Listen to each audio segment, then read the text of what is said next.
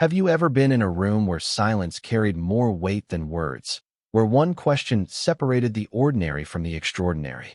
This is not just a story about military skill. It's about recognition, respect, and the quiet power of someone who carries greatness without ever asking to be noticed. The SEAL captain asked a single question: "Any combat pilots here?"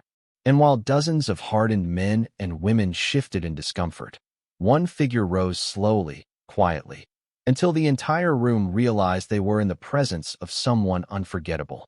Before I take you into this remarkable journey, make sure you hit subscribe, because we share powerful stories like this one, stories that remind us courage sometimes speaks softly but changes everything. The Naval Operations Command Center in Norfolk buzzed with the kind of electricity that comes only when the stakes are higher than anyone admits. It was late evening, storm clouds gathering over the Virginia coast. Inside, 30 service members, SEALs, Marines, and Army Rangers, sat in rows, their faces stern, their bodies ready, but their eyes betraying unease. Something was coming. Something big. At the front, Captain Reynolds, a decorated Navy SEAL with scars that told their own stories, paced the floor. His voice carried the gravity of a man who had led teams into places that maps refused to show. "We're being tasked with an extraction," he began, his tone sharp. "Hostile territory. No air support assigned. The window is short, and the risks are high."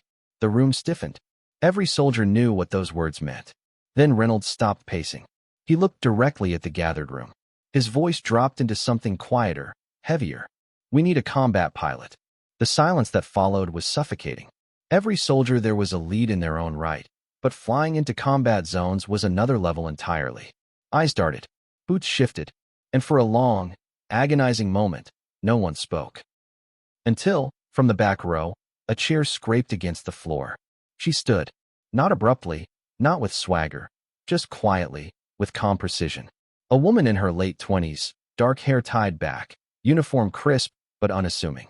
To most in the room, she had been invisible until now. But when she rose, it was as if the air itself shifted. Reynolds narrowed his eyes. "Name?" "Lieutenant Commander Alina Hayes," she replied, her voice steady.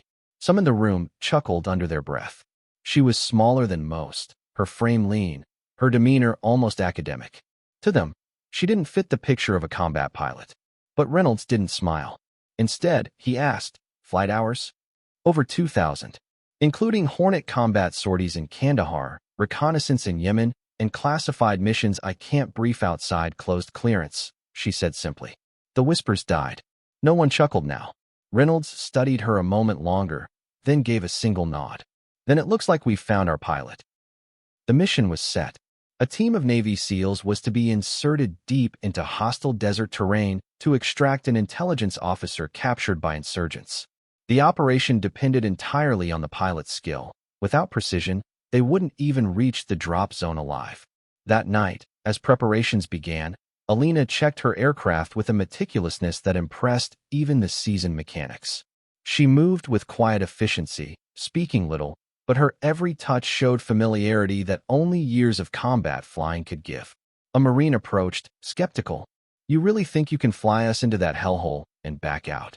Alina glanced at him with a faint smile. "I don't think. I know." When the mission launched, the desert was cloaked in moonlight, shadows stretching across dunes like ghosts. Alina's MH-60 Black Hawk lifted smoothly from the base, the SEALs strapped in tight. Inside the cabin, the men were silent, their faces painted, their weapons ready. They'd flown countless times before, but something about this felt different. Maybe it was the tension of the mission. Maybe it was the knowledge that their fate lay in the hands of the woman at the controls. As the helicopter cut through the night sky, enemy radar pings began to register. Alina's voice came calmly over the comms. "Hold tight. Evasive maneuvers incoming." With movements so sharp they felt like instinct, she dipped the craft low, weaving between canyon ridges, the Black Hawk skimming so close to the earth that dust kicked up in clouds behind them. The SEALs gritted their teeth, clutching their straps, but none could deny her mastery. Tracer fire lit the horizon. Enemy outposts had spotted them. "We've been tagged," a crewman shouted. But Alina's voice remained steady. "I see them. Strap in." She banked hard. pulling the helicopter into a maneuver so tight it should have torn the craft apart. Bullets sliced through the night, but missed their mark. The SEALs exchanged looks of disbelief. Minutes later, the helicopter touched down in a narrow clearing barely large enough to hold it. "This is your stop," she said, as though dropping friends off at a party. The SEALs poured out, weapons raised, disappearing into the shadows. For Alina, the mission wasn't over. She lifted off, hovering in a holding pattern, keeping the rotors hot and her eyes on the horizon. She knew the danger wasn't just in getting them there. It was in bringing them home. On the ground, the SEALs breached the compound where the intelligence officer was held. The firefight was brutal, gunfire cracking, explosions shaking the earth. But above, Alina was their lifeline. Enemy vehicles approached from the west, but she saw them first. With surgical precision, she repositioned, her machine gunners lighting up the convoy before it could close the gap. The SEALs secured the officer, dragging him into the open, radios crackling. "Eagle 1, we've got the package. Need extraction now." "Copy that," Alina replied, already diving the Black Hawk back into the clearing. She landed under fire, rounds pinging against the fuselage. The SEALs sprinted aboard, dragging the wounded officer with them.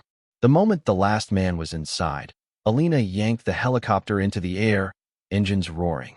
But the enemy wasn't done. A shoulder-fired missile streaked toward them, a burning trail cutting across the sky. "Incoming," a crewman screamed. Alina's hands flew over the controls. "Not today," she muttered.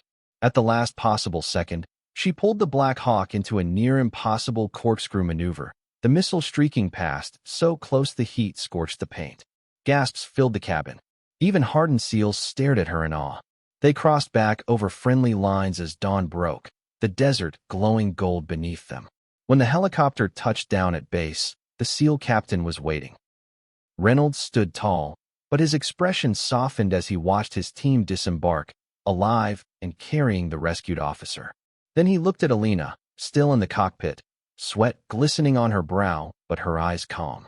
He approached, saluted her, and said loud enough for everyone to hear, "Lieutenant Commander Hayes, you didn't just fly this mission. You saved it. My men owe you their lives." The SEALs, one by one, turned toward her. Men who rarely saluted anyone outside their command now stood at attention, hands raised in respect. And for a long moment, the quiet pilot who had risen to her feet, when no one else dared, stood taller than them all. Alina's story spread across the base like wildfire. But when asked about it, she only shook her head. "I didn't do anything special," she insisted. "I just did my job." But those who had been on that mission knew better. They knew that when the SEAL captain asked that question, "Any combat pilots here?" the answer had been more than just a volunteer. It had been a warrior hidden in plain sight, a woman whose courage spoke not in words, but in action. And that, my friends, is what true greatness looks like. It doesn't shout. It doesn't boast. Sometimes it just rises quietly to its feet when the world needs it most. If this story gave you chills, if it made you believe in the extraordinary power of those who live among us quietly, then don't forget to subscribe. Because we bring you more stories like this, stories of courage, sacrifice, and the people who remind us that heroes don't always stand in the spotlight. Sometimes they rise in silence.